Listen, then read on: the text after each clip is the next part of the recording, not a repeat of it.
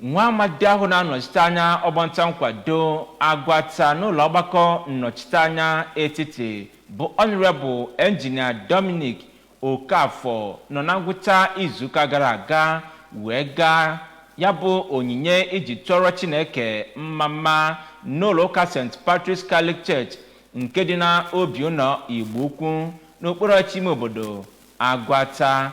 Ya bụ ụka ịtụrụ Chineke mma dọtara ọtụtụ ndị echiri echichi n'ụka, ndị na-azụ okwe ndọrọndọrọ ọchịchị, ndị dịgasị iche iche wee nchere isi n'ọkwa gọọmenti nakwa imerime ndị ọzọ, gụnyere aka na-achị steeti ya bụ ọkammụta Chukwuma Soludo na nwunye ya bụ Dr. Nonye Soludo, nke onye nọ n'isi ya bụ His Eminence Peter Ebere Cardinal Okpaleke bụ Bishop ụka Catholic na Diocese nke Ekwela. Emengini Osadebe wetere ozi a mere ka amata na ka gbasara ya bụ ụka na nọkwazi n'ime ngwuru ya bụ ụlọ ụka wee chịkọbazịa mmemme ịkụ ngaji n'eze iji wee kpoko ya bụ ụka ịtụ mma. Gere akụkọ ahụ ka ọ ha n'uju.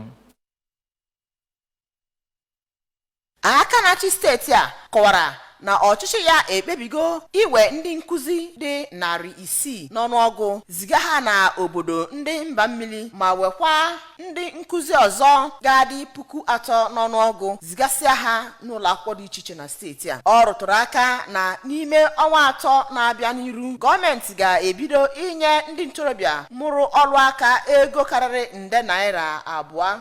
Ihe ndị a bụ ihe ọ kọwara dịka inye ọlụ n'ụzọ ga-adị ọkpụtọrọkpụ.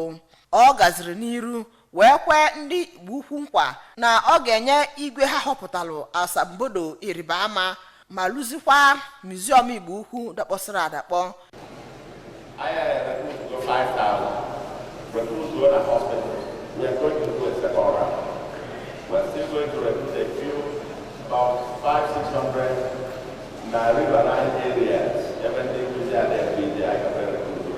But we're targeting to recruit another 2,000 to 3,000 more teachers to put in our schools.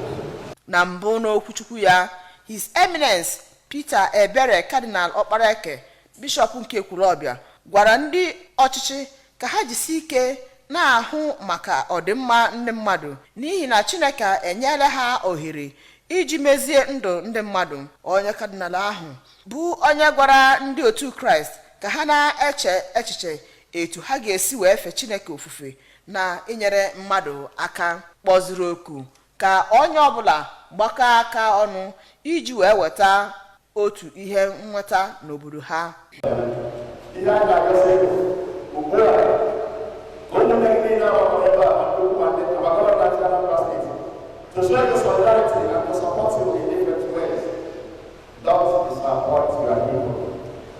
Onye nnọchite anya ndị Agwata Federal Constituency n'ụlọ omebe iwu bụ Honorable Engineer Dominic Okafor kenere Chineke maka onyinye amara na ebere ya n'isi ya wee kwezie nkwa inye ndị obodo ya ezi nnọchite anya site na Igbo Ukwu okpuru ọchịchị Agwata.